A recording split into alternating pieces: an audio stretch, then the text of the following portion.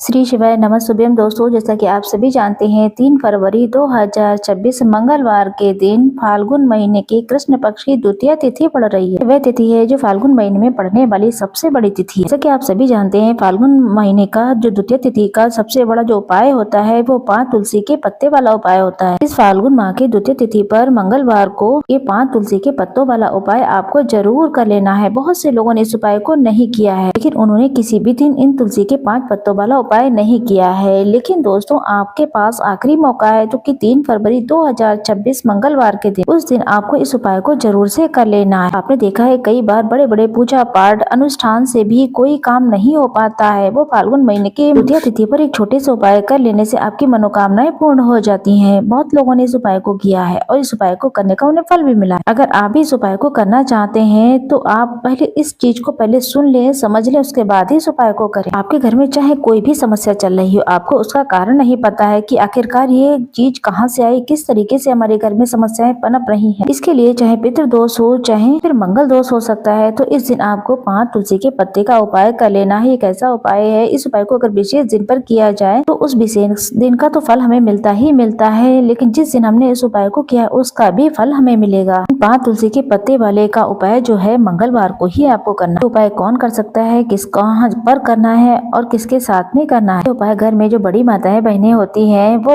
उन माताओं बहनों में से कोई एक बड़ी माता बहन इस उपाय को कर सकती है। अगर आप चाहें तो अपने घर के जितने भी सदस्य सब लोग भी कर सकते हैं। अगर किसी व्यक्ति की कोई खुद की मनोकामना है, तो कोई उसे अपना दुख और परेशानी है, वो सिर्फ अपने लिए ही करना चाहता है, वो भी कर सकता है। या फिर बाकी घर में कोई ऐसा है जो पूरे घर परिवार की सुख शांति के लिए उपाय करना चाहता है, तो वो कर सकता है। कहने का मतलब है इस उपाय को घर का एक एक सदस्य भी कर सकता है। ये उपाय आप सुबह में करें या फिर शाम को करें, इच्छा आपकी है। तुलसी के पौधे में माता लक्ष्मी का वास होता है। तुलसी का पौधा श्री हरि विष्णु को सबसे ज्यादा प्रिय है। तुलसी का पौधा आपके जीवन की निर्धनता, गरीबी को दूर कर सकता है। इसी के साथ हम आपको बता दें, जो मंगलवार का दिन है, कर्ज से जुड़े जितने भी कष्ट हैं, कर्ज को लेकर जो भी समस्याएं चल रही हैं, अगर आप जल्द से जल्द उन्हें दूर करना चाहते हैं तो मंगलवार का दिन ही चुने इस उपाय के लिए। उसमें हनुमान जी के साथ में जो जुड़े हुए उपाय हैं, उनसे कर्ज मुक्ति के लिए सबसे अच्छा उपाय होता है। तो आइए बात करते हैं अपने पहले उपाय की, जो कि मंगलवार द्वितीय तिथि पर ही आपको करना है। हनुमान जी यानी कि संकट मोचन बजरंगबली को तुलसी पत्र बहुत प्रिय है। जब भी आप तुलसी का उपाय करते हैं तो आपसे बहुत जल्दी वो प्रसन्न हो जाते हैं। उपाय करने के लिए तुलसी के आपको 5 पत्ते ले लेने।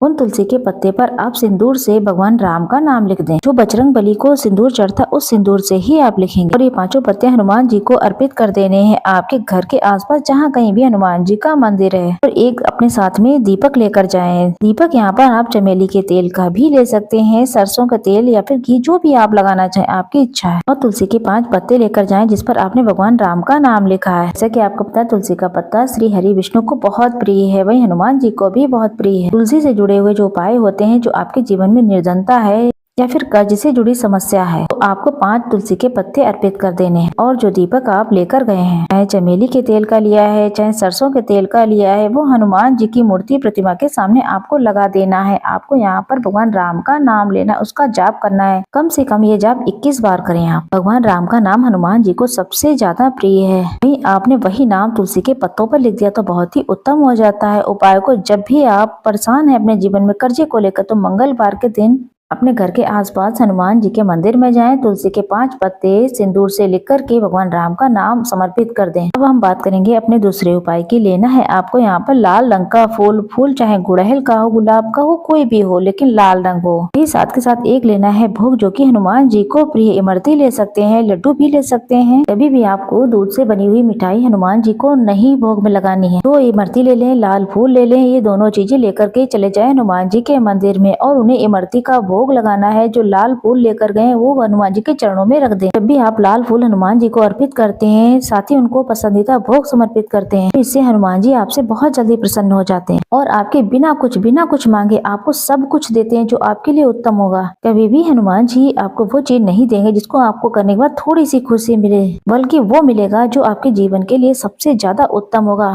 संकट मोचन बहुत जल्द ही अपने भक्तों से प्रसन्न हो जाते हैं, जो उन्हें लाल रंग का पुष्प समर्पित कर देता है मंगलवार के दिन। आपको तीसरे उपाय के बारे में बता देते हैं। आपको लेनी है यहाँ पर एक छोटी सी डायरी के ऊपर कुछ लिखा हुआ ना हो, बहुत बड़ी ना हो, छोटी सी हो, आपके पॉकेट में भी आ जाए। उस पर आपको उस डायरी पर भगवान राम का नाम लिख देना है। ऐसा नहीं है कि एक डायरी ली है जो उसे एक ही दिन में भर दें। आपको जब भी समय मिले तो आप अपने स्वच्छ हाथों से भगवान राम का नाम ले। हर दिन आपको थोड़ा थोड़ा लिखना। अगर हर दिन नहीं लिख पाते तो मंगलवार के मंगलवार डायरी पर भगवान राम का नाम लिखें। जब वो छोटी डायरी पूरी तरीके से भर जाएगी, उसके बाद इस डायरी को आप अपने मंदिर में रख दें, लाल रंग के कपड़े में लपेटकर। फिर आपको यहाँ पर बजरंग बाण का जो पाठ, इसके बाद आप बजरंग बाण का पाठ पढ़ें या फिर सुने। देखिए, बजरंग बाण का पाठ आपको करना है। इस दिन आपको एक बार फिर से एक दीपक जरूर से प्रज्वलित कर दें। इस उपाय से आप देखेंगे हनुमान जी बहुत जल्दी प्रसन्न हो जाते हैं।